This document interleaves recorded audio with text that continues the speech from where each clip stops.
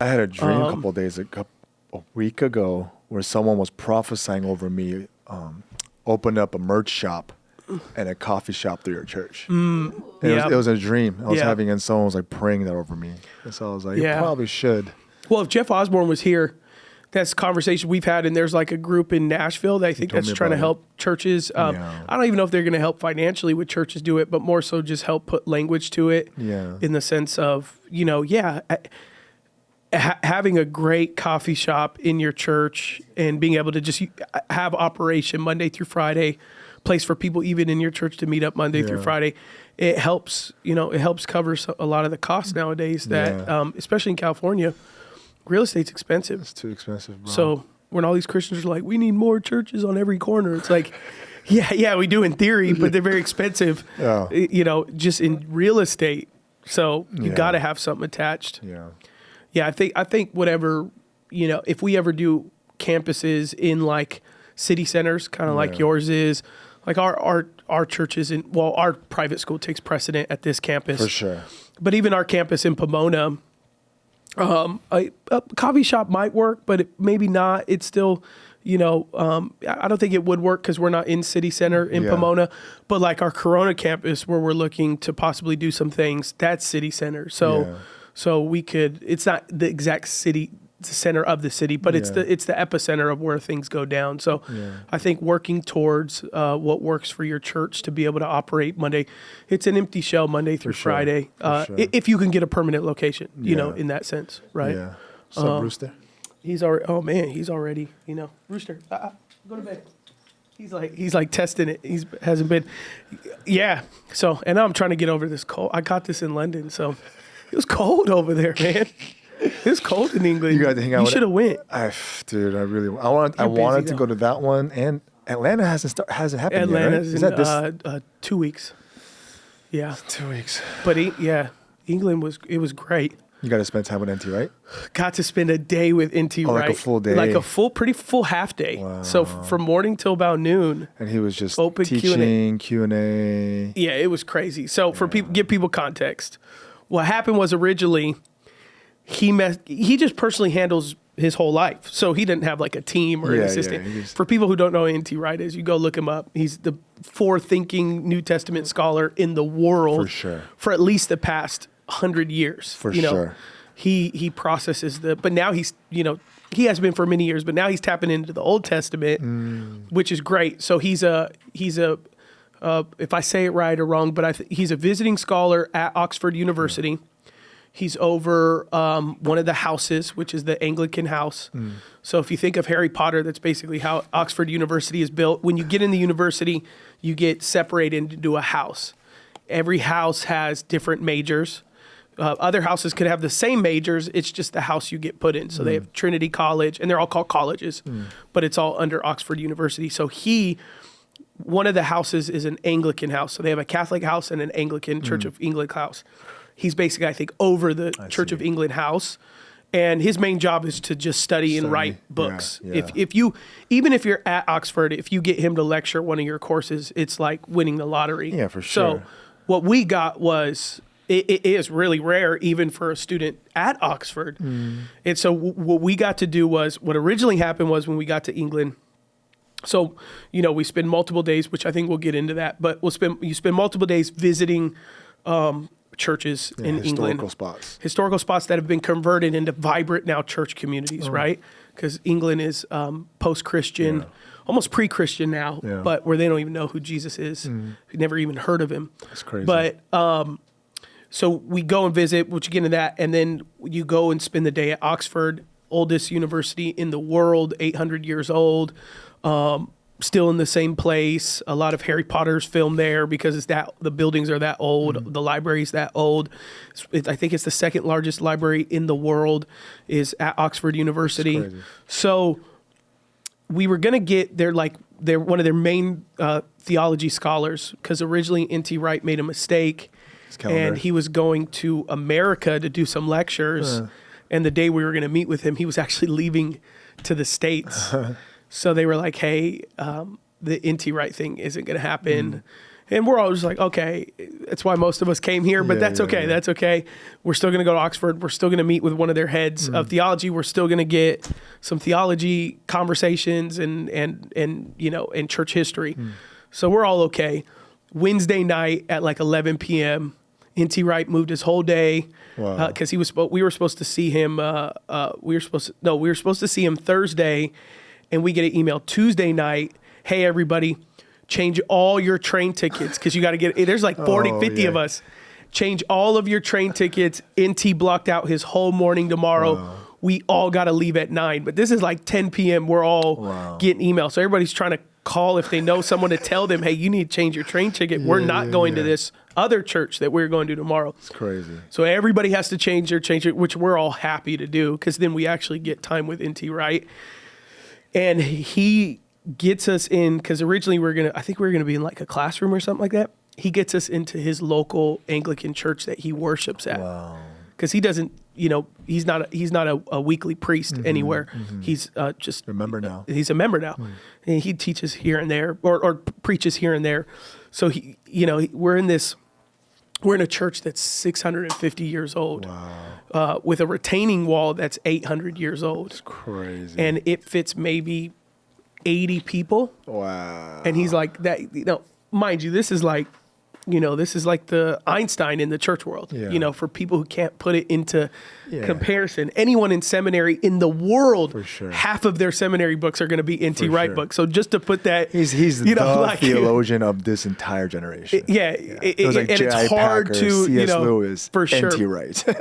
That's it. And so, Brad Lomenick, who's been on our podcast, good friend, he orchestrated this whole thing. So he got us with NT. He calls him Tom. We still call him NT, Dr. Wright. Dr. Wright. Just call me Tom. No, sir. No, sir. That's not happening. He points the little corner he sits at every Sunday, and he says what he does is he comes by himself for Eucharist because he's Anglican, so he still believes in the Eucharist. So he comes at 8 a.m. to Eucharist, gets a coffee across the street, walks it to his wife, and then the afternoon, him and his wife come back to church to fellowship together. Wow. So, man, then he just spent an hour and a half talking about, he said he wanted to talk about Isaiah 40 to 55. Okay.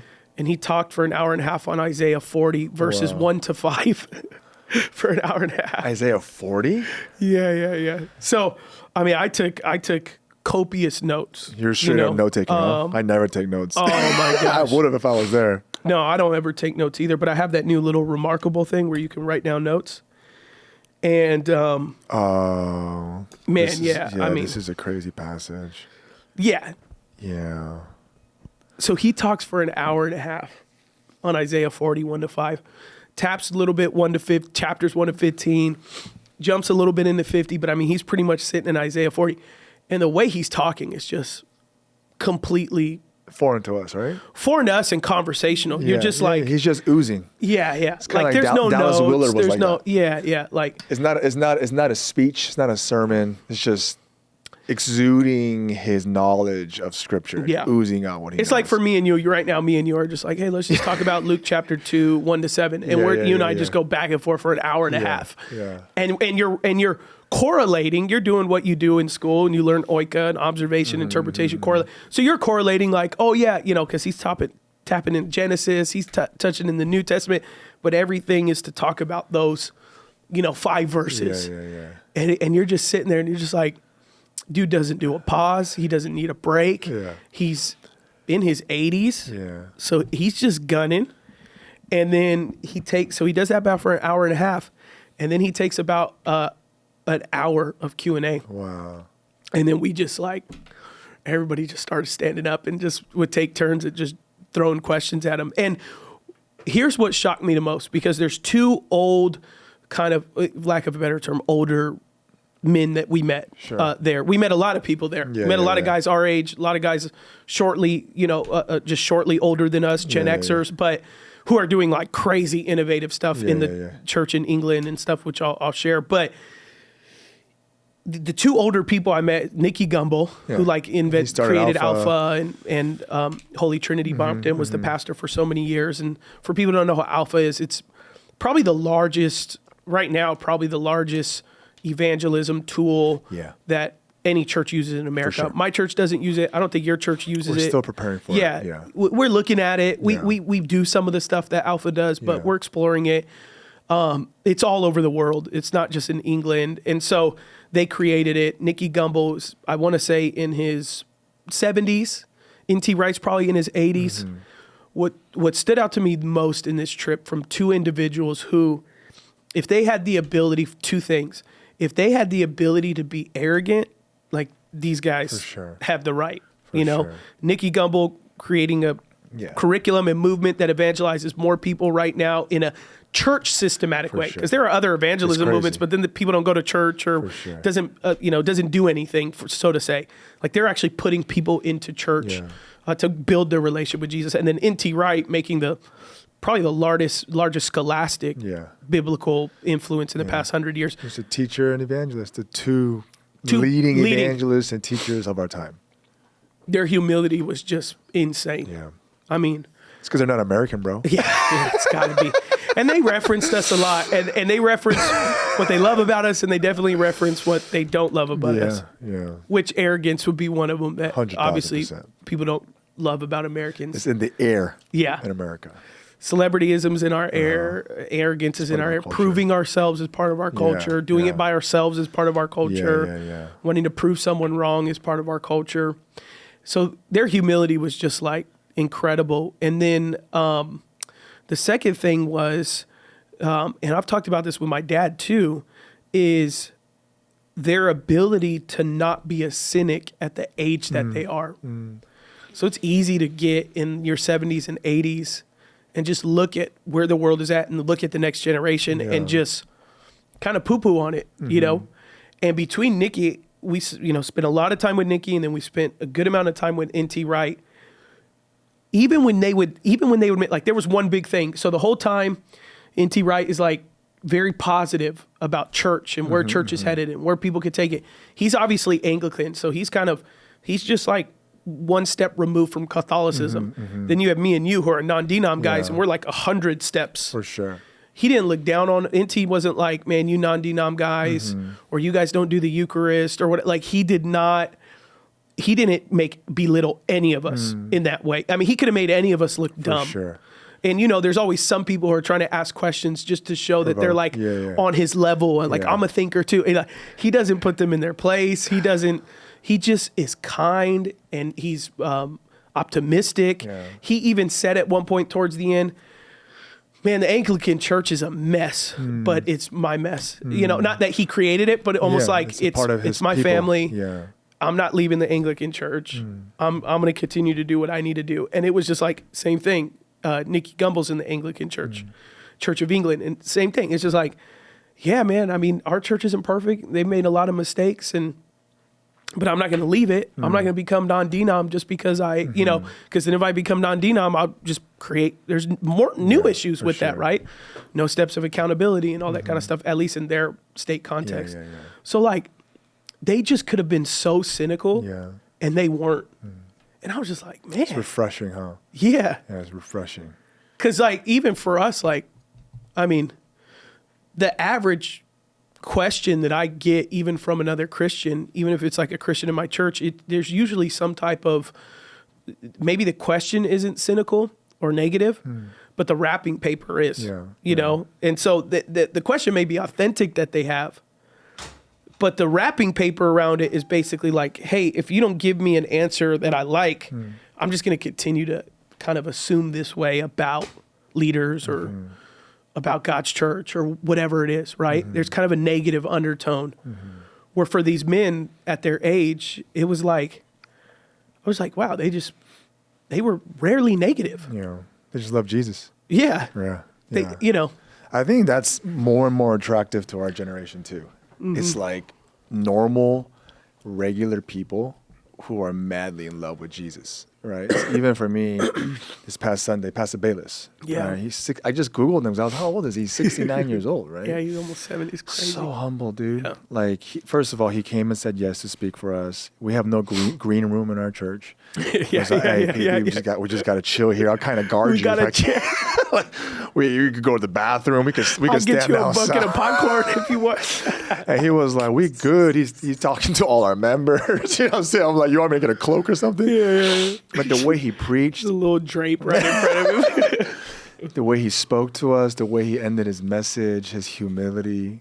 Yeah. That I think that's the most attractive thing to me now. I think when I was like in my 20s just starting ministry, I was most drawn to people who had like very significant ministries or like a really strong gift. Now when I meet a leader, but they're just so like regular, humble, normal, there's no haughtiness around them. That is like the thing I aspire the most. And so even hearing that about N.T. Wright and Nicky Gamble, it's like, makes sense why God exalts those people, right? Yeah. And I've realized a lot of those guys, they live a pretty quiet life. Yeah. At that age.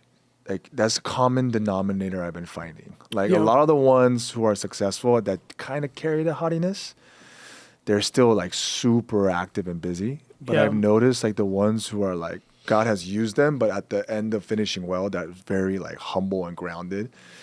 They're kind of just living like they're normal people. Like, they don't got like crazy entourages and crazy. Not saying that's why they're that way, but it's something I've been observing. Yeah. Like, PB just showed up with his wife. Yeah. They just showed up, and then I was like, oh, you're out here, Zamir? And then I'm going to show you where we're meeting, this and this and that. Even the way he ended his sermon, because he always does an altar call. Mm-hmm. And at the end, he was like, hey, Will, I just feel like you're supposed to come up and take over from this moment. And I was like, oh, sorry, I'll just come up. So these OGs, man, OGs, I think they're looking at us. They're looking at us, and they're like, all right, like we fought our battle. It's your guys' time. We got your back. You know what I mean? So even for NT to change his whole calendar around to spend just that one day. Because I'm imagining for them, they're looking at the last 30, 40 years of their ministry and their lives. Yeah. And now they're looking at us. They're probably like... Well, because at one point, he almost looked at Brad and was like, remind me the group I'm talking to again. You know, he's like, I know they're important, but like remind, you know, like, because Brad only asks for so many favors. So it's I know you're asking, so they're probably pretty important people, but remind me again. It's like he didn't care. You know, they look at us and they're like, oh my God, but like they're like, let's look at God. The Lord can use these young men. Exactly. I remember when I first met Matt. Yeah. You know, Matt Chandler, right? A few months ago. I don't think I ever told this story publicly, but it was in the green room of a conference, right? And you know, green rooms are very interesting. Yeah. So I walked in there after I spoke, and I see him like in the corner. I was like, oh snap, that's Matt Chandler. Like, oh man, do I be that guy? You know, like, but I want to like thank him for the impact he's had on my life, But instead, like, as I'm like trying to like see if I should engage him, he looks at me and says, "What's up, Will?" And I was like, So did this dude just say "What's up" to me? And he walks to me, and I was like, nervous, kind of starstruck. The dude's like 6'4", so I'm like kind of like tripping out. He goes, "What's up? How you doing?" And I was just like, "What's up, Matt?" And then I just start, thanking him for his ministry.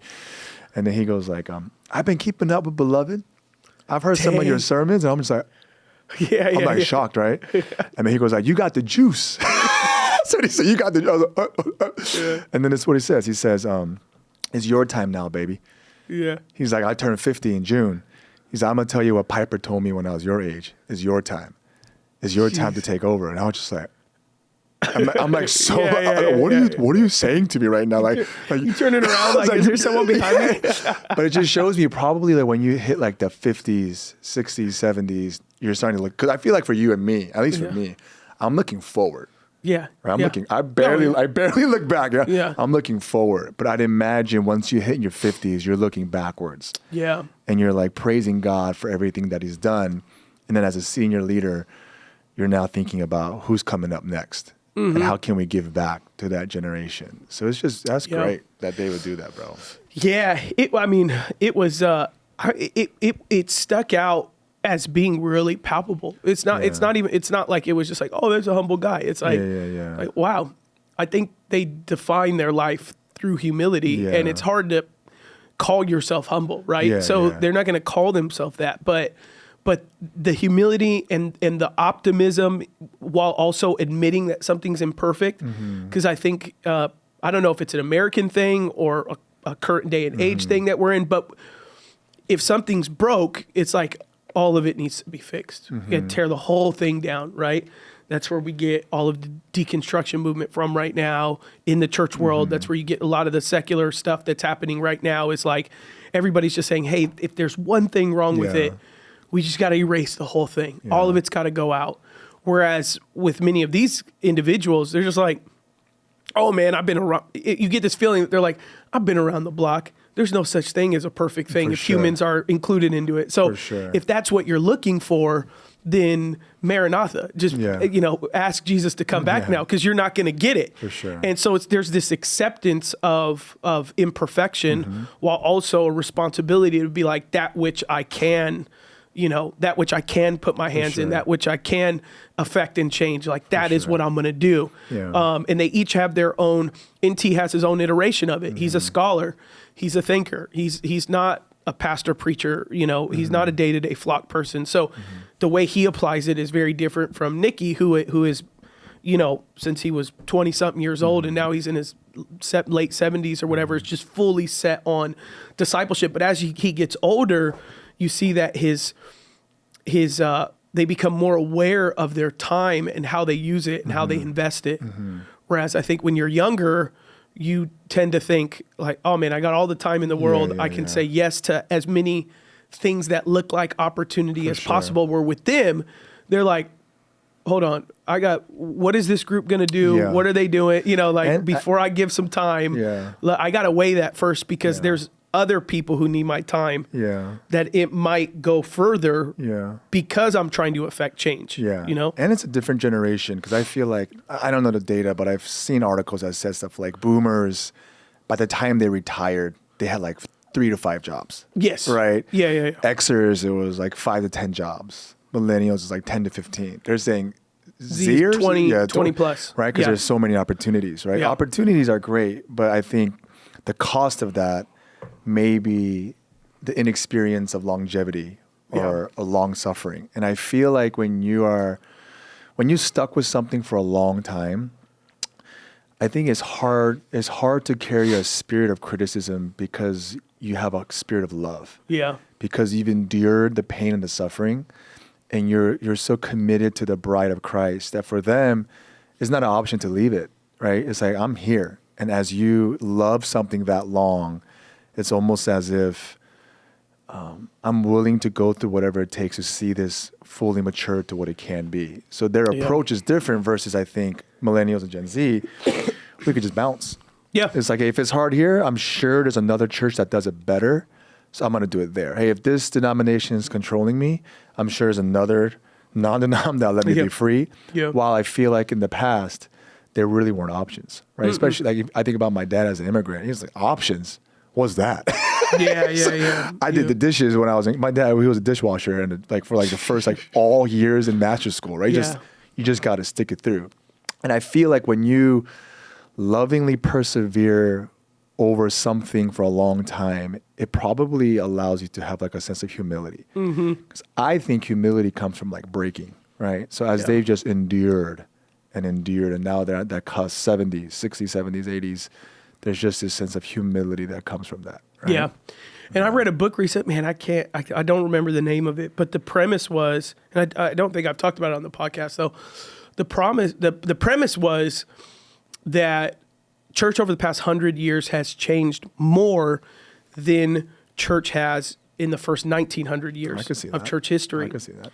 And the premise of the author of, I believe it was a woman, what she was saying is she said, for the first 1900 years, you joined a church based off of, for the last 500 years, denominational affiliation and where you lived, right? It's like, this is my community. And what happened was you brought all your diversity into your church, and the goal was to know God, love God, serve God, know Jesus, worship, all those things like that. So you bring your diversity and up until the really 1920s, 1930s, you would, let's just take an American context. You would go to your local church. You would just know, okay, I'm Methodist, I'm Episcopalian, I'm whatever, I'm this, that, the other. You may be denominationally inclined, or you're non-denominational, and you go to your church, and next to you, you're like someone like you're after service, you're having fellowship, and like someone's really passionate about voting Democrat, and another person's really passionate about Republican. You could discuss and you would talk and all that, but your main focus after would be like, man, we love Jesus. Yeah. We want to worship here. Yeah. You would never think like, I can't worship with that person. I can't fellowship with that, because you're supposed to be diverse in the body of Christ. You're supposed to be diverse in the church. And they said what happened was around 1920, 1930, 1940, and it goes deeper, and you could, see why and stuff like that. So what happened is church began to be interest-based. Churches began to be interest-based, and the diversity started to leave the church. And not just diversity in ethnicity, diversity in thought, diversity in practice. And what would happen is churches would begin to solidify themselves as interest-based churches. And then if your church stopped serving your interest, you would go and find a new church that does. For sure. And so, part of the reason is what they say is part of the Industrial Revolution, that with the Industrial Revolution, it diversified communities and interests and, the type of economy that was spreading between working class and business class and all that stuff like that. And so ultimately what the book proposes is like, hey, in order for the church to basically ascend its current kind of dogmatic approach to church, which is, I go to a church based off of, does it serve my values? Yeah. So it's very regressive. For sure. Where, what she's saying is the churches that made the most impact were the ones that said, regardless of my personal interest, this is my community. For sure. And I desire my community be transformed because my opinions are secondary. For sure. And one of the reasons why we're seeing kind of a difficulty of discipleship and difficulty of church growth isn't because necessarily a generation is like not interested. Gen Z is more interested in spirituality in the past, 4 generations. Yeah. But the problem is like when you come in, we say, hey, we're really interest based. So like, we got this young adult thing and we got this singles thing. And then, our pastor, he's red, he's Trump. So you got to get on board with that. Or our pastor, in our community, we're blue. We serve the community. We're Democrat. So you got to get with that. We're going to talk about that every Sunday. We're going to lean. But one of the things N.T. Wright did, because someone did kind of pose this type of question to N.T. Wright. What did he say? He basically said, he answered both in a cultural context with England, and then he kind of answered with like his biblical response. But essentially what he said, because someone stood up and they said, hey, we have elections coming up in a month. Like, how would you suggest that we, approach, this season, right? And he goes, well, biblically and in England, he says, we believe all men are fallen. And so I would never put my hope in a human being, period. So he goes, Americans are somewhat foolish because he goes, we know, he's like, if you look at our recent history, they've had I think 10 leaders in the past 4 years or something since COVID, because they either keep quitting, resigning, getting fired, whatever, all their prime ministers. So he goes, we fully expect our leaders to fall short. And he goes, and we fully expect our leaders to be errant. And he goes, but you Americans, you believe your leader is inerrant. You try to pick the leader that is right. He goes, we try to pick the leader that is less wrong. It's just like, let's just see he's like, we kind of just say they're both going to be bad because they're both human. So let's just we're going to pick the one that's maybe the closest to not being the worst. Yeah. And he goes, that's what's different, not only between maybe England, but more so his theology is what he's sharing. And he said the only thing that was close to England that kind of started tearing families apart is when the debate on whether England should leave the European Union or not. He said that was really nasty. And he goes, but I didn't get involved in it. He's like, I didn't speak on it. I didn't think it was gospel related. And so his advice, though, I know not everyone in that room, because I know who was in that room. Not everyone in that room was very happy about it. But his advice was, encourage your congregation to pick the least worst. Remind your congregation that they're human and they're probably going to fail. Yeah. And remind your congregation that, our priority is the kingdom of heaven. For sure. And it was just like, coming from a grandpa in his 80s, it's like he can say that. And he probably would have said that for the past 30, 40 years or whatever. And you know what the funny thing is, bro? I was thinking about this when we were at that retreat a few weeks ago together. Remember we went to the politics conversation? And the guy who was leading it, we'll keep it vague, bro. We'll keep what event this was. But the person who was leading it is supposed to be like a leading thought person in this conversation, right? Correct. I don't even know how I just said that. But yes, as I was hearing him speak, I just thought like, wow, no one knows what they're doing. I don't know, you know what I'm saying? Like, because I was expecting like some like really deep insight of how to navigate politics and culture and election as a church. Everything he was saying, I was like, oh yeah, like either I do that or that's nothing special. And then I realized no one really knows how to navigate this thing perfectly, right? Even what N.T. Wright just said is like, I agree with that, right? Yeah.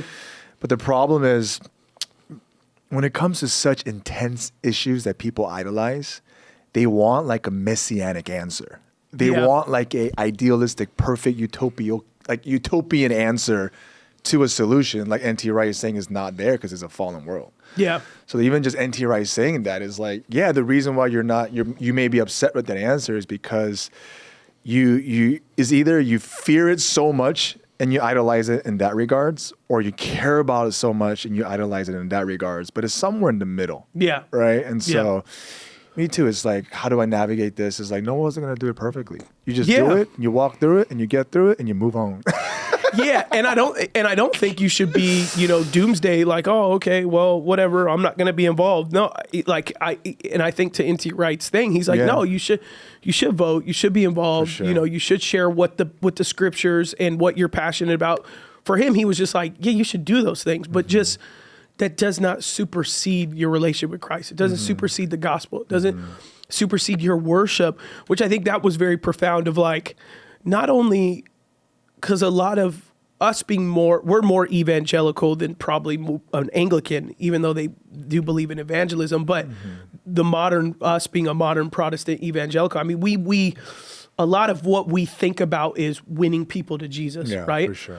And what sometimes comes secondary in our kind of sides of church is, okay, now that we're in, how do we help them the spiritual formation side? Like, how do we help them discover the responsibility to worship Jesus? Because what happens is you just create a cycle of evangelism. Well, what happens is a person comes, almost what Apostle Paul used to warn about, which is you come in and then you take all your culture with you and all your previous thinking with you. And you just take Christianity and you create like like when we were kids, a suicide, when you go in the soda machine and you hit one of every flavor a little bit, right? Like without good spiritual formation, that's a good point. You just create you bring a person in church and you're just like, oh, create a suicide, which a suicide is like, take some things that you loved about out in the world and, remove some of the things weren't good for you. And then that's how people then come into church and they have these like expectations of what the church is supposed to do because they're not really taught what's their purpose and how do they serve this, and not just spiritual gifts, but also part of you going to church on Sunday is to literally, worship the King. And so it's like, how are you bringing yourself to a place of worship to God?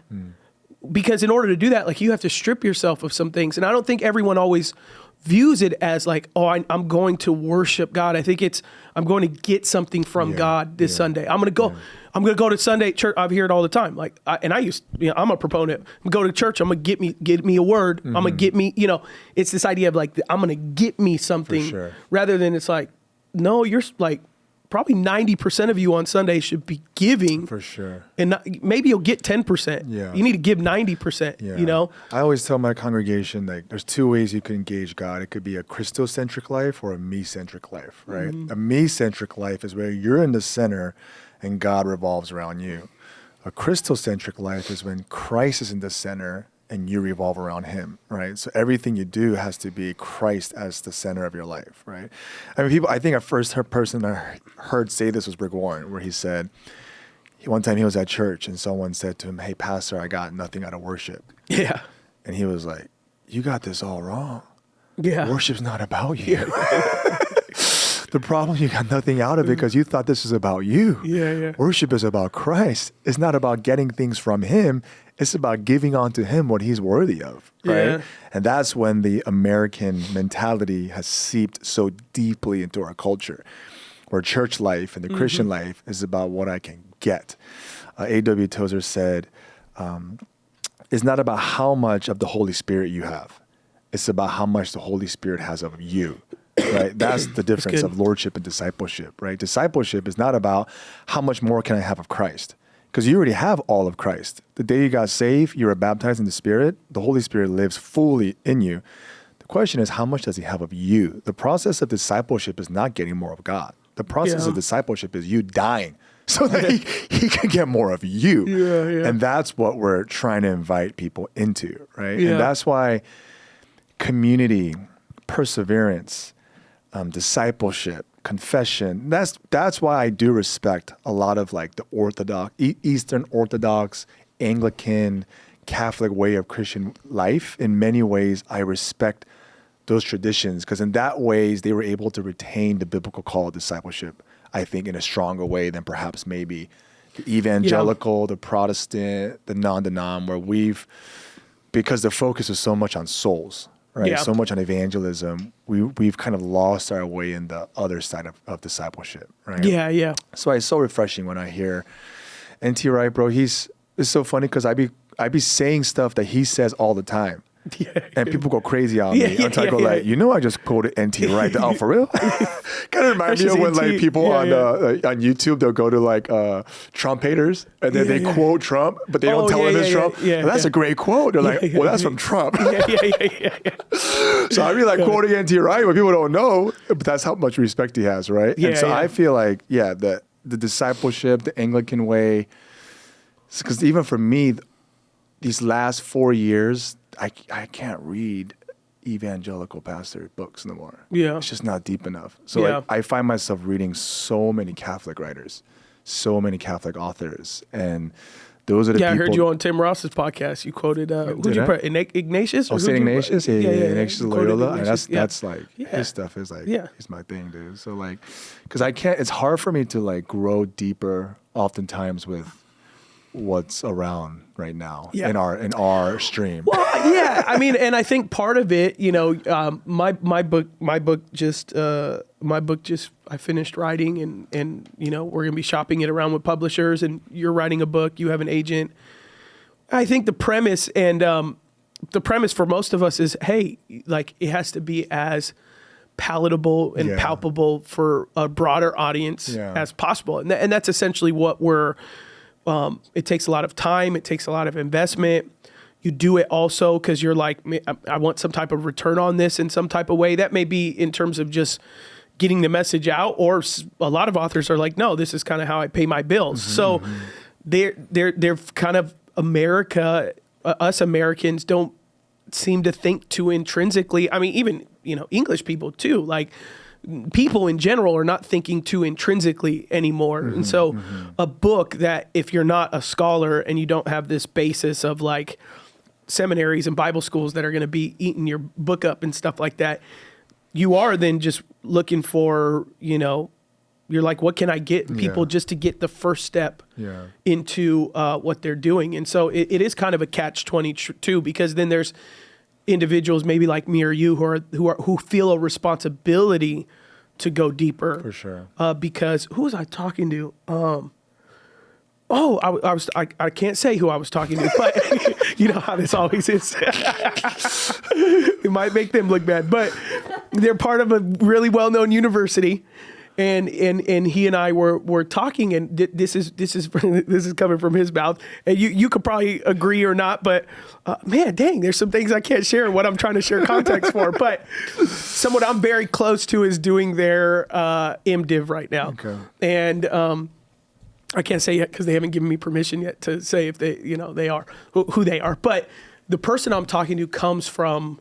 They have their MDiv themselves. They worked for a university a very long time. It's not the university LPU that I sit on the board of. But basically what he said is I said, oh yeah, this person I know is doing an MDiv. And he's like, why? And I'm like, yeah, well, they want to learn more in terms of a scholastic sense and all that kind of stuff like that. And I start explaining, he goes, I get that. He goes, these modern seminaries, these Bible schools, he's like, the education of it is just so stupid, and he's like, I have my master's of divinity. And, for those that don't know, that's like the highest realm of biblical learning you could do in terms of a master's degree. It's rigorous, it's hard, it's not easy. You have to know Greek, Hebrew, all that stuff like that. And so his thing, as he and I started discussing, he had his position on it, I had mine, and he started saying like, it's just, some of the things that you're asked on like a practicum level is not translatable to today's age. For sure, it's not at all. And then what then I threw in is I said, from my understanding of the Masters of Divinity and the way the church used to function, because Masters of Divinity I think is like 400 years old, 300 years old, something like that in terms of a degree program. Probably 700 years old probably when Oxford started. You could be taught in the Catholic order and stuff like that. So what I was talking to him about was like, back in the day when a pastor or a priest would go and get their Masters of Divinity, more than likely it was because they were endeavoring to train lay leaders to run the church. And so the amount of information that they were taking in was because they were almost then, as a pastor, they were stepping into a seminary position, because the way, if you look at any of the Anglican orders or the Catholic orders, it's like you have one priest. You don't have a lot of priests. You have like one priest in the parish, and then they train lay leaders. They teach them Bible. They teach them everything about ecclesiology and everything. They pour into them. And then from there, those lay leaders, they lead the church. It's a very, I think it's a Presbyterian model in many ways. Like it's equipping the saints. And so your MDiv was like, you're actually really becoming a teacher, not a pastor. Yeah. Like the person getting the priest getting the MDiv was not because like, oh, this is going to let me, number one, be really good at communicating, on Sunday, the message. And number two, it was like, and this isn't going to, I'm not learning this to help me like grow and reach my community. You're learning it because you're going to become a teacher yourself. Whereas like how many pastors with MDivs are really doing that in the way that it originally intended? Not many. Most of them are getting it because they think this is going to make me a better Bible teacher on Sundays. This is going to help me grow my church. The reality is that not necessarily isn't. You could have done a weekend with Tim Keller before he passed and spent a third of the cost and learned more about preaching than you would have, $60,000 for an MDiv. So just one of the things me and him were talking about was just like part of the educational standard, part of like how church is kind of taught in terms of how you pastor. Like none of them are translating too much on a very practical level. And you tend to learn more from a mentor than you do from the like university setting that's supposed, like we're thinking is supposed to teach me. Like I meet guys all the time. They're like, oh, I'm doing a Master's of Divinity with a focus on urban church planning. And then they go and plant a church in the urban church, and they're like fundraising for the next 20 years. I got my MDiv, right? I know you did. And I'm a doctorate dropout, remember? Yeah, it's so impressive. I've never met someone who dropped out of their doctorate. I still don't know anyone who dropped out of a doctorate about myself. But MDiv for me, definitely it trains you to be a scholar more than a pastor, because all the professors aren't pastors, right? Like not all, the majority of them. When I was at school, 75% of them were not senior pastors. Yeah. They're maybe an elder at church. Maybe they serve on the board, but they're not leading Sunday to Sunday, but they're scholars. So for me, seminary, the win was I feel like pastors are more like general doctors, right? Yeah. We're not surgeons where we specialize. So seminary is like a buffet of theology. It's like you learn church history, you learn exegesis, you learn how to preach, you learn general counseling, you learn New Testament, you learn Hebrew. So you're just getting this buffet. Yeah. And there's like one class on like leadership or like one class on leading the church. Yeah. So for me, seminary, at least the seminary I went to, didn't necessarily help me be a lead pastor. It just gave me like an understanding of how to research. Yeah. That's what it did for me. I did 98 units of MDiv. Which is an insane amount of units and for a master's program. Which is a lot of money. So when I pastor a lot of pastors. Are you still paying your loans? Yeah, I'm still paying it off.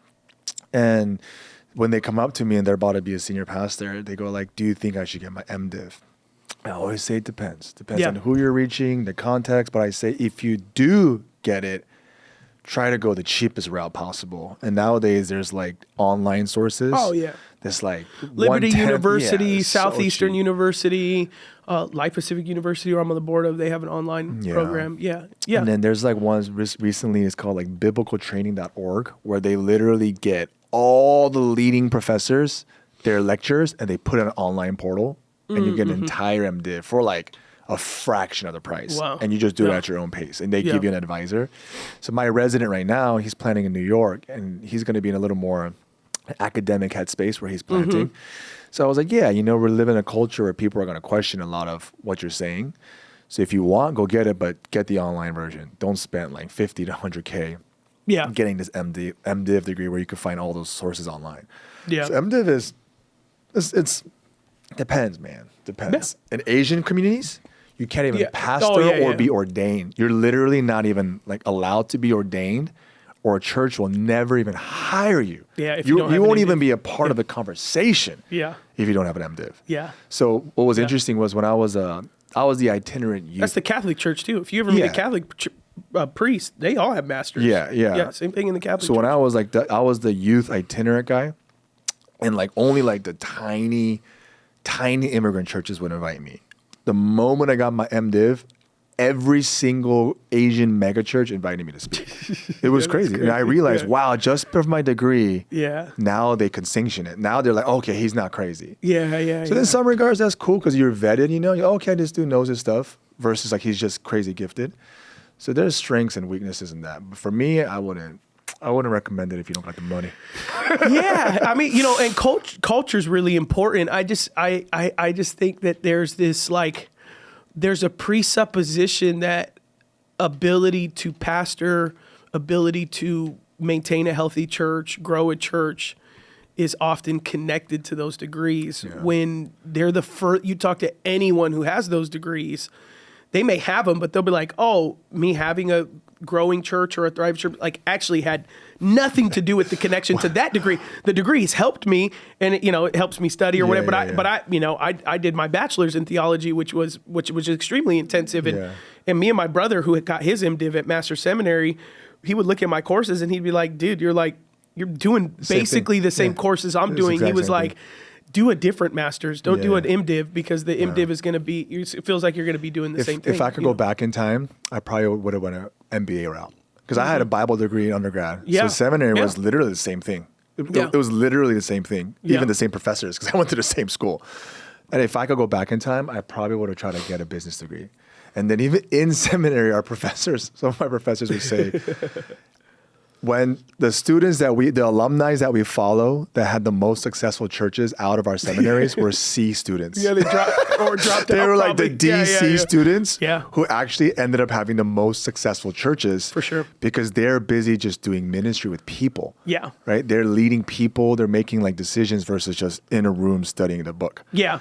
I think it was Elon Musk that said something. He was like, it might have been Elon. It was someone though. They said, I don't hire A students because A students normally are antisocial and overachievers, which means they only want everything to be perfect, which in business, you're never going to get that. For sure. And they said, and they don't know how to work with people. They just want to get the grade. So he was like, I struggle with A students and bringing them on my team and stuff like that. Even when I hire people, I never look at their resume, their education, or even where they worked. I always ask them, what have you done? Mm-hmm. Like, what have you done the last 10 years? Like, what have you created? What have you produced? What have you grown? What have you achieved? Because that's going to add way more value to anything you do. For sure. Than someone that went to a crazy school. Yeah, for sure. Yeah. No, that's good. That's, I'm playing with getting my THM, Masters of Theology. Are you? Yeah. I'm talking about it. A few universities have approached me and asked me if I'd be willing to get it through them. And I told them I don't want to do an MDiv. I just feel it's really repetitive. And the way my mind works is I have to be very curious about what I'm learning. For sure. And ADHD, we can't do what we don't love. Yeah. And so when I look at a lot of the MDiv courses, I'm like, I've done that. Or 10 years, not more than 10 years. I'm 13 years in full-time ministry, but 10 years, 9 to 10 years in like a senior leader type of role. I'm like, a lot of those classes, I've had to study that on my own just to be able to preach well. So a lot of the books, I'm like, I read those, but I don't know, I can't retain them well enough that I would have to reread it to write a paper. I was just like, that's not fun. But THM is small enough that I could crank through it. And I have explored wanting to get my doctorate, but So I have a question. So to be a pastor on staff, it's basically you guys create the rules whether they have to go to seminary or not?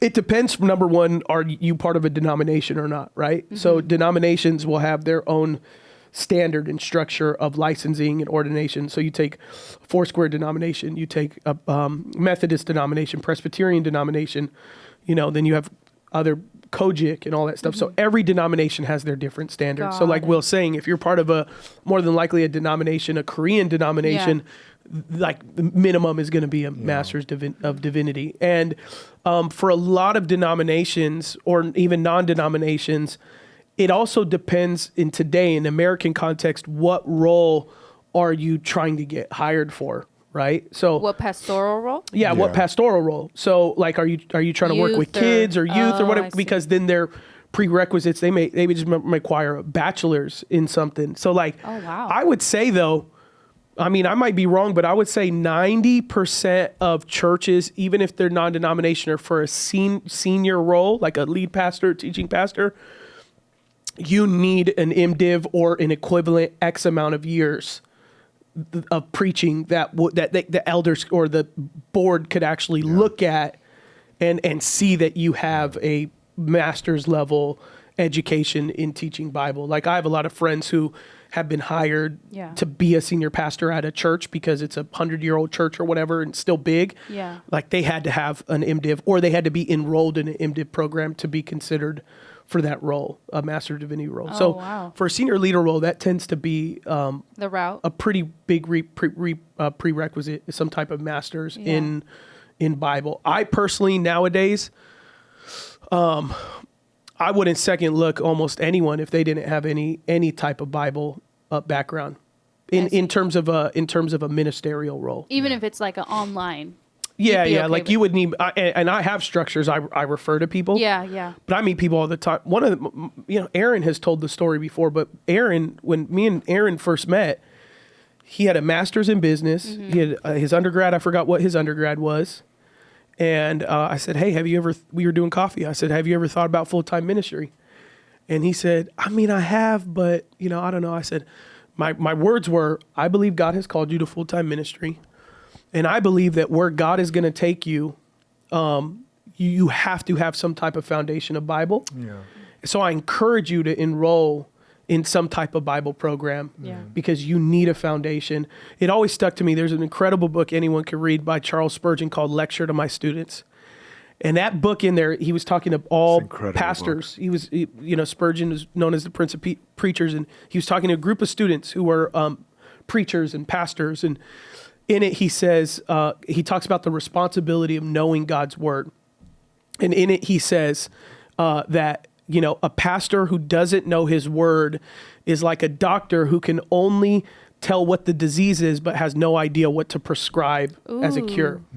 And so, Sorry, can you repeat that one more time? Charles Spurgeon's lecture to my students. Okay, cool.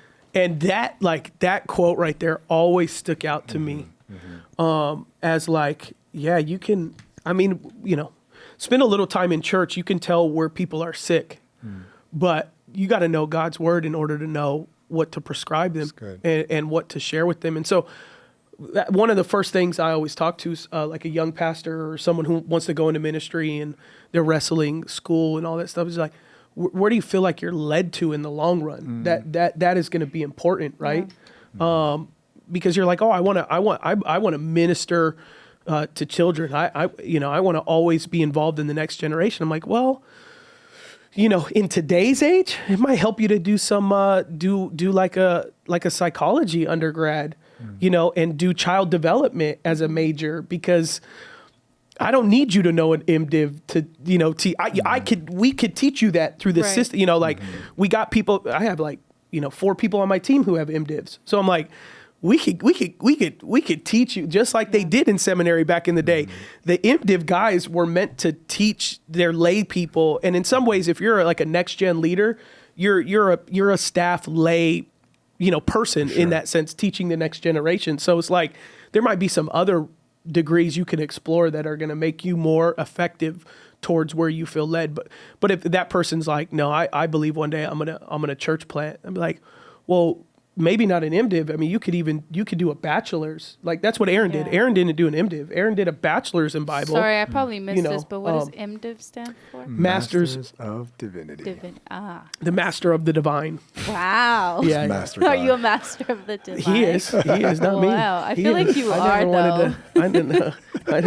You should still get one. Master. No, I'll do so there are in church, there's 50 masters that you could get. Wow. Yeah. Okay. I mean, you could do a master's in missionary work. You could do a master's in urban ministry. Is it as expensive like regular? Yeah. If not more, because it's private. All of them are private. Yeah, you don't get broke, government, so they charge more. But you can still get scholarships. But right? MDiv is the top. It's the hardest one. Oh, so really? someone getting their it's like MDiv, a doctorate. Kind of? Well, it's a prerequisite to a doctorate. Oh, but yeah, I mean, if you do an MDiv, you're not far off from you. I mean, you could jump into doing your doctorate pretty much right away, like Will did, but then stopped. I said, I'm good, bro. I'm done studying, dude. I'm done with this, bro. Yeah. It was 98 units at Talbot, and if I remember, this was 10 years ago. If I remember correctly, it was $585 per unit. Wow. So whatever the math it usually comes out nowadays. So it's like $585 times 98. That's how much them did. That's not including anything else. It's about 65,000 nowadays. To there are cheaper ones. So there, it's just like anything else. So it's like school then. It's school, but it's also what school you go to.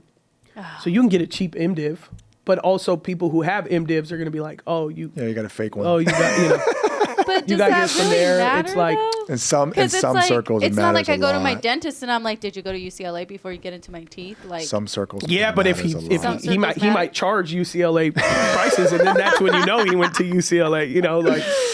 But yeah, I mean, it to me. Listen, I'm an anti-scholastic, so to me it doesn't matter. To me, it doesn't matter. To me, I could talk to you 10 minutes and know, number one, we can find out what you know, but also we can find out how much you care, that, because that matters too. So, what's more important to me when I'm looking at what type of leader you are is who are the preachers you listen to.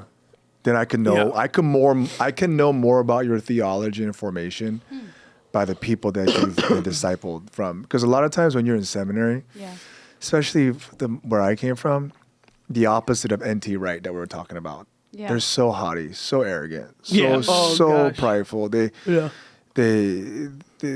so divisive, so they think they know it all. Even learn from that. I'm allergic to people like that. I can't stand people like that. So if your sons were I want to be a pastor, what's the first, besides asking the question, are you called? Like, you already did that. Say, yeah, he's called. So what would be the step? It's like, okay, let's get you into a... Well, what type of pastor does he want to be? Say he wants to be... a preacher? A preacher? Yeah, a preacher pastor. I'd be like, don't do it. I'd be like, go to Patreon. Go join the merch team or something. Join Beyond the Letter. Join our social media digital team. Sure. I don't, you know, man. I would, you know... I mean, it's a hypothetical, but if they were young, one of the first things I would say is first thing I would say is, son, are you serving at our local church? okay. You know, like that would probably be my first question, because I meet people who want to go to ministry all the time and they don't serve their local Be on the pulpit. That's like, oh my goal. gosh, the amount of people who come to me that say, and I'm not exaggerating. Yeah. I probably have, you know, 8 to 10 people a month who come to me. They wait in line after the sermon and say, Pastor Adam, I feel that I'm called to full-time ministry. What do you think the next steps are? And they're 50 years old down to 15 years old. You know, like, so it's not I only get 20-year-olds saying this. It's like people be in their 50s and they'll tell me this. And one of my first question is, man, where do you serve in the local church? Yeah. And how frequently do you serve? And from there, it just starts a smorgasbord of potential, not always, a lot of times they have the answer, but potential just fluff. Like it like, well, and I'm in between churches and I want to make this my home church. And, so I just want you to, I just want to build a relationship with my pastor first. And I'm like, no, that's not, how it works. that's not, I didn't get here, from, even though my dad's, was the previous pastor here, but my dad could tell you the amount of times that I had FaceTime with him on a ministry level was like next to none, and until I started having to be mentored by him for the role. Dude, yeah. I've had several conversations with like people that I mentor. Then they'll come up to me and say like, I want to go into ministry, or they're like kind of processing their calling, and I have few like memories popping up. I remember one specific individual. I was like, well, what do you see yourself doing 10 to 15 years from now? And then this person was like, I was like, what's like your dream? What do you feel like God's called you to do? And they were like, my dream is to just travel and speak at conferences. Yeah. I'm like, God gave me a word. I'm like, yeah, this ain't gonna work out, man. Like that's not how ministry or calling works. And even in that's not, people see the like speaking and think it's luxurious and but it's really no. The way I attest someone if they have a calling to be like a preacher is they have an unusual love for God's word. Every Christian should love God's word. Yeah. But there is an unusual appetite for the word of God. That's the first indicator for me. Like, this individual might have a calling to be a preacher. The second thing is they have an unusual love for the bride of Christ. Everyone should love the church, but the shepherd, there is a willingness to die for the church. I don't care how old you are. There is this unusual devotion and love for the bride of Christ. And they are there, like you said, they're there in the morning, they're serving, they're moving the chairs, they're ushering people. It doesn't matter what the role is. They're serving the people. They have a towel and they're washing feet, right? And those are the two things for me where I'm like, whoa, like this person might be. And the third is not necessarily needs to be there, but if people follow them. If they have those three ingredients inside of them in seed form, I'm like, okay, I think this person might need further training. So do you think the talent of speaking has to be there, though? Like there has to be some type of talent to speak? No, or not necessarily. Can be developed? There's a level of like what degree are you going to be preaching at, and like where are you going to be preaching at, right? Yeah. And so like, man, let's say pulpit, church, main service. Heron would be really good at sharing on that too. Heron's one of my best friends, and he said, because there was someone in youth ministry slightly before me, but the effects of when I was a youth pastor was more effectual for Heron than when the previous guy was. And Heron always has told a story before. I don't know if on this podcast or on the side. He said for the first like year and a half, he said people would put this expectation like, when are you going to start preaching like Adam?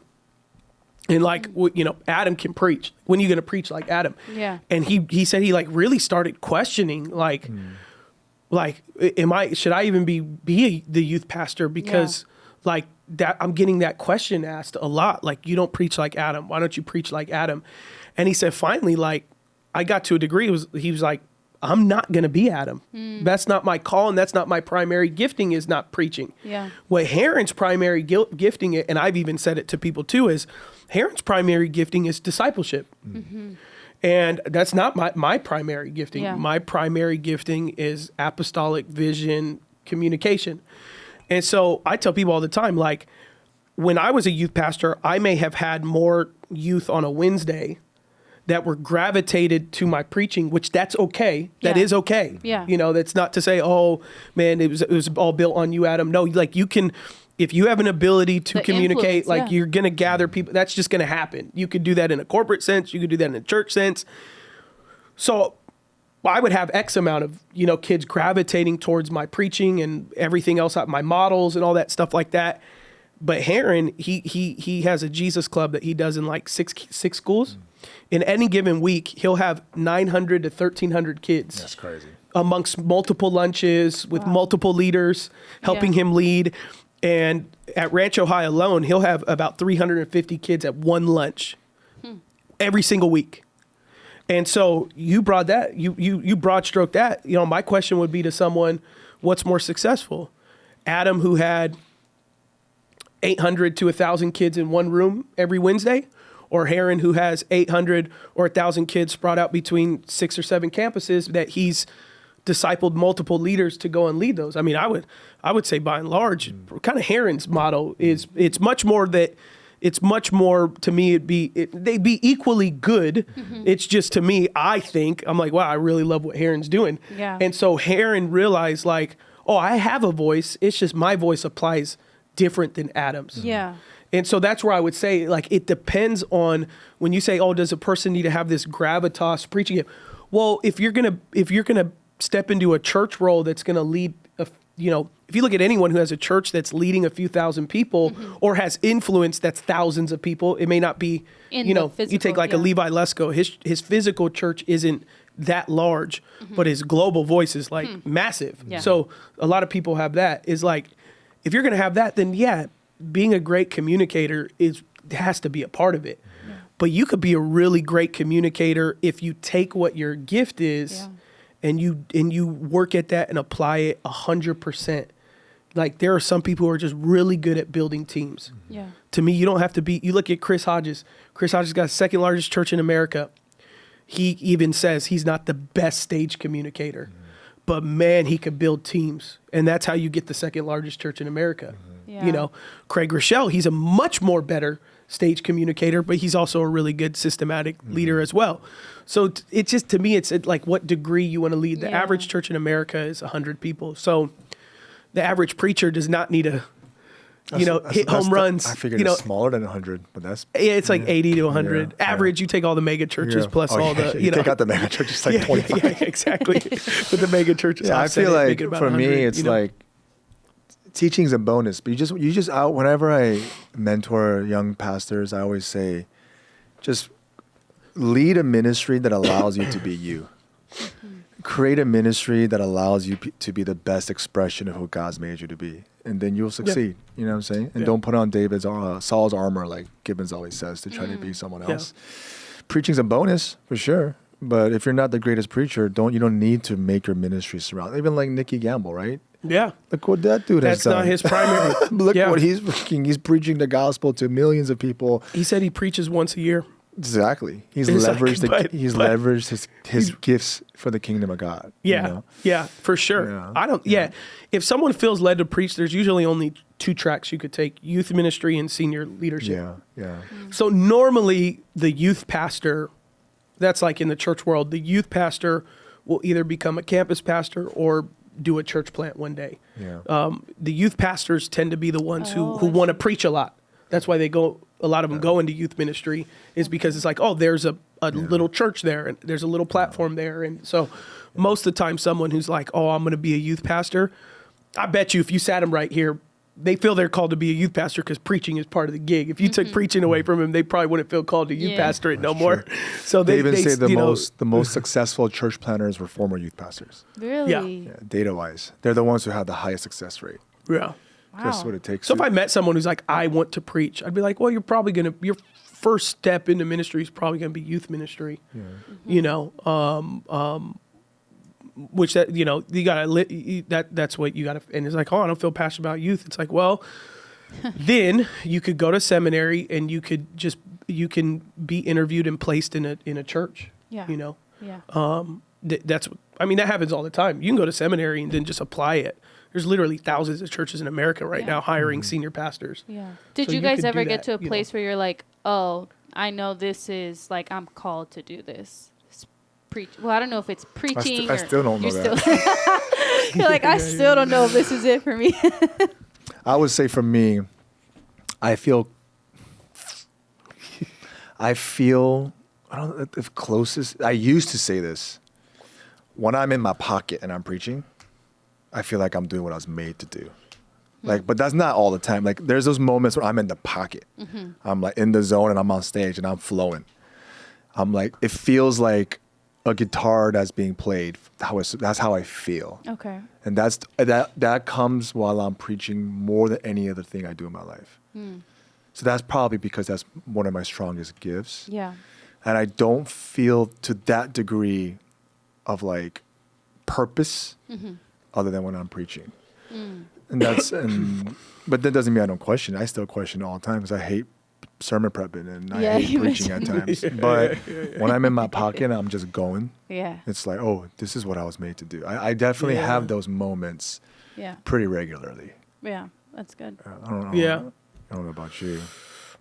No, I don't. Yeah. What was the question again? If you feel if there was a moment where you felt like, wow, this is what I'm called to do. Yeah. I probably question my calling more than I am confident in my calling. If I put it on a ratio. Oh yeah.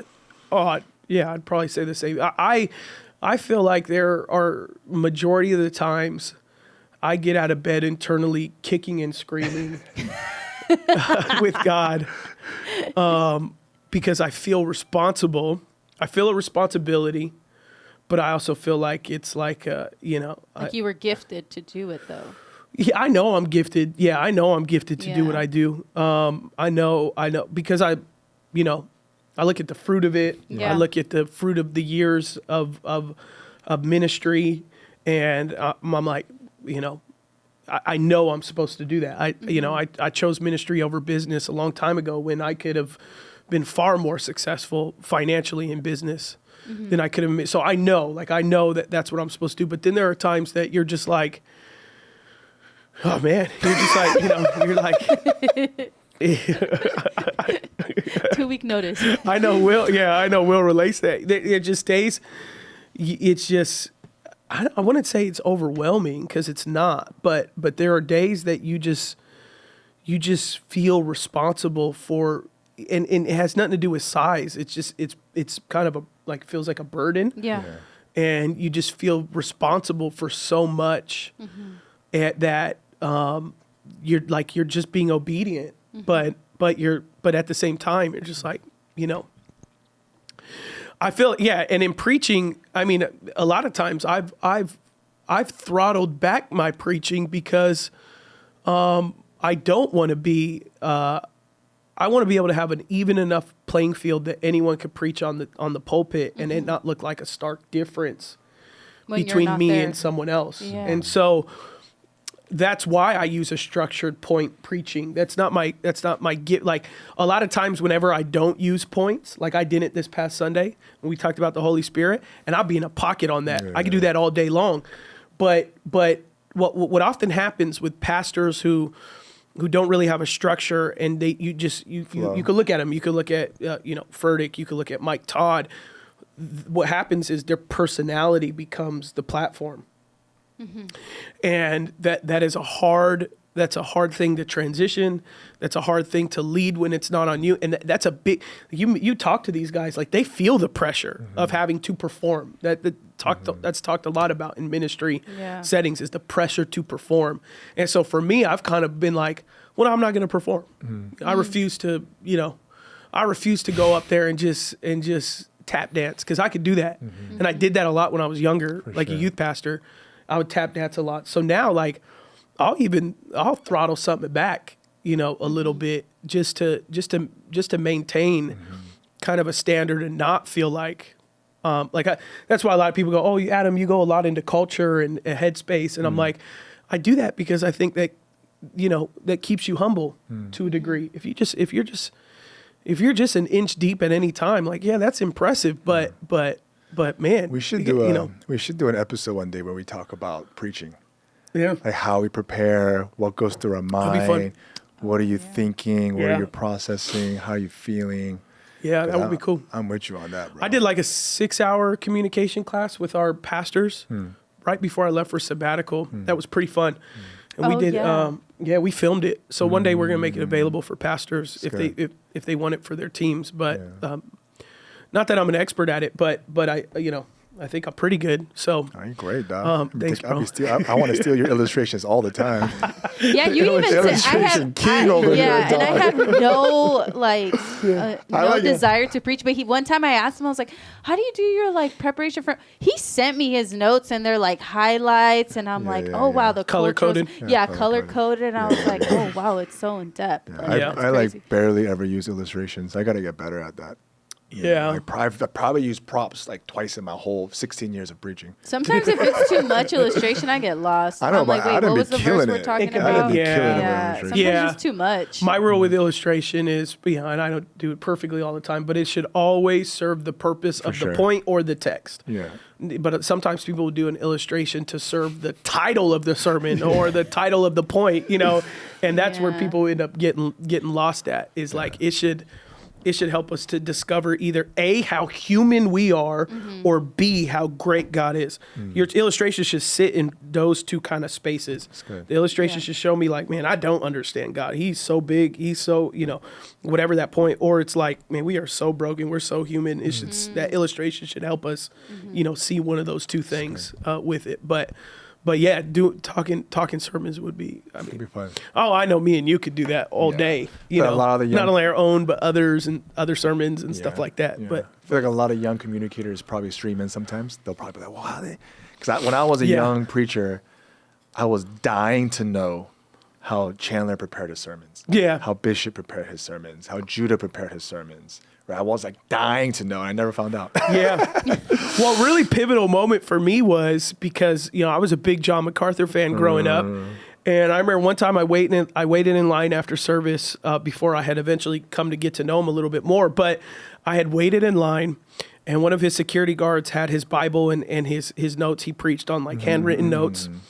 And I looked at it. So I'm in line. He's talking. His security guard's holding his little notebook and stuff like that.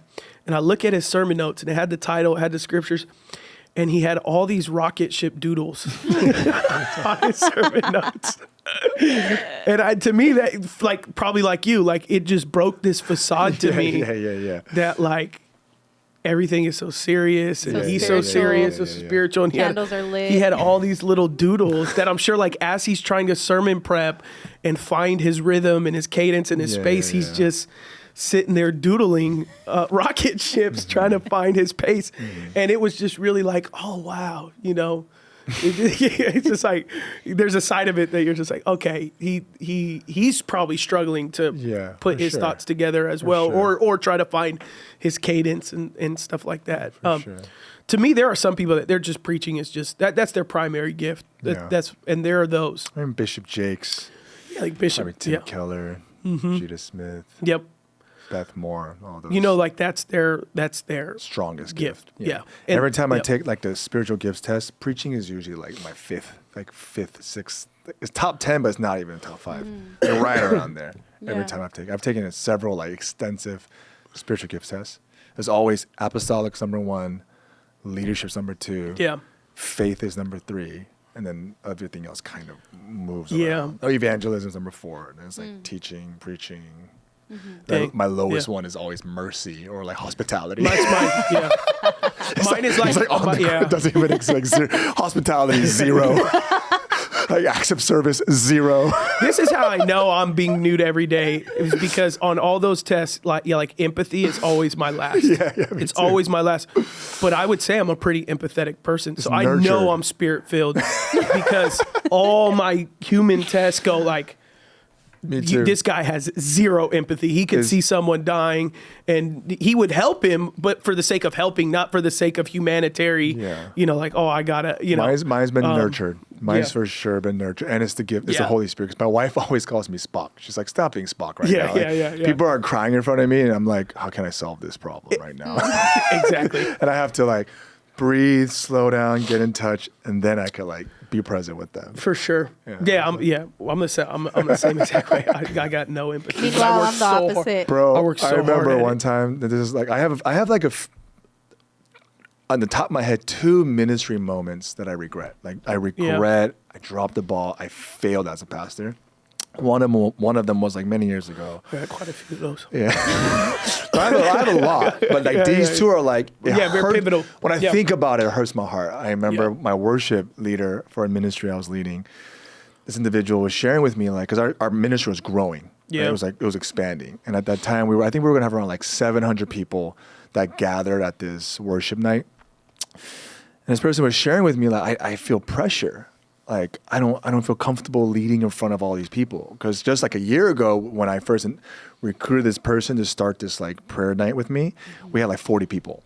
And then I could do that. And then within like a year and a half, we had like 700 people showing up. Oh wow! I remember I looked at this person and I said, "What are you gonna do when we have 3,000 people? Like we're gonna go there. So why like if this is scaring you at 700, what are you gonna do when we get to a few thousand?" And that person looked at me with like terror in their eyes, like you're a freaking monster. Yeah. Like, but my mind, I literally meant that like, hey, this is nothing. Like we're getting to a few thousand. I know you're anxious, but you got to suck it up because this is nothing where we're going. And this just broke down crying. And I remember I was like, why are you crying? I couldn't compute fear, at that time because I was so not in touch with my own fears. Yeah. And I remember like that person eventually transitioned out within like the next 6 months. And I will always remember that was a moment to be a pastor, not a boss. It was a moment to be a shepherd and not like a CEO. And I remember till this day, whenever someone comes up to me with like now their anxiety or fears, I take off my like executive hat and I go, okay, like how like we could slow this down. Like, are you good? Like, how's your mental health? How's your walk with God? And that I regret that so bad because again, like my empathy is so low. I'm such a high achieving personality, and then through my mental breakdown, that third muscle like evolved. But naturally, that. Well, and I think that's a good point. That's like I think a lot of people we lead with what we're great at or like naturally talented with.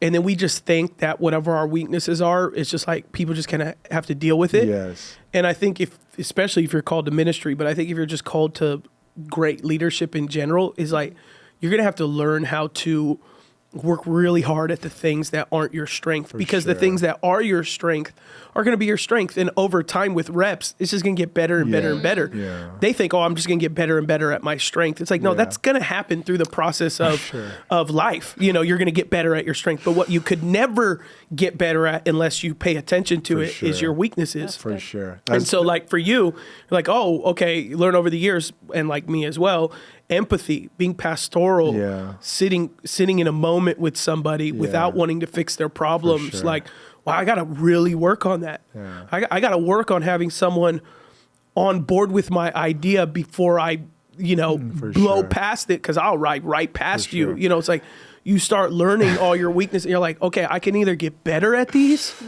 or I could just use it as an excuse and just be like, well, if you can't rock with me, don't. The amount of times I've made my disciples, employees cry when I give them feedback. It's embarrassing. But for me, it's like, this is my love language. Yeah. I'm helping you get better. Yeah. Right. So like now I have to learn so much. Now I probably only give like 25% of the feedback I really want to give. And I have to pace it out. Yeah. I'm what do you call it? Like a serial problem solver. So like every time someone else preaches and we have like a feedback meeting, they're all so nervous. Because they're like, he's going to destroy me. So now I have like praised them for like 40 minutes. And I spent just 5 minutes. You know what? This part, you could have went that. Oh, we're good now. And I hold back. My wife's like, hold back. Yeah, so you ruined their life. And then my dad, he has a doctorate in leadership management. And like 2 years ago, we were together. And he was like, son, and I understood what he was saying. He was like, at your level, you shouldn't be giving any feedback or any criticism. Mm-hmm. You should only be encouraging all your staff. Praise. Yeah. And I was like, really? He's, I'm telling you, son, your words carry weight. You're not just a leader, you're a pastor too. So anytime you have staff meetings, you just make sure your job is to praise everybody, keep your feedback to yourself, and love them to grow in that area without them knowing. Mm-hmm. He says that's how you're going to become like a level 5 leader. Yeah. Now, I haven't done that. I've learned from that. So now every Tuesday when we have our like staff, like, you know, feedback meeting, I hold back so much because I used to just, and it accelerates the growth, but then they end up leaving with the growth. They transition out with, and then I have to do it again. So now I'm learning hold back, and only talk when you really have to. And that's been a new experience for me. Totally new experience. So now I just wait. And then I realized most of the time, someone else is going to give them the same feedback. Yeah. And I would just rather let them do it. Because if it comes from me, it might crush them. And I'm curious, how do you receive feedback? It's my love language. Direct. Oh my God. When someone gives me feedback, I feel loved. I'm like, you cared enough. Because like for me, I crave feedback. Yeah. So immediately when I do something, I'm like, did I do this? Did I do that? Yeah. My wife thinks I'm crazy. Like there was one time she was like, leave me alone. I named like 10 preachers to her, right? I named like the 10 best preachers. I was like, what number am I? She's like, what? I was like, no, like what number am I? I'm like, I need to know out of these 10 preachers, am I 1 or 10? Because I need to know where I am so I can get better. And she's, are you crazy? I was like, what do you mean? Like, this is a very reasonable question.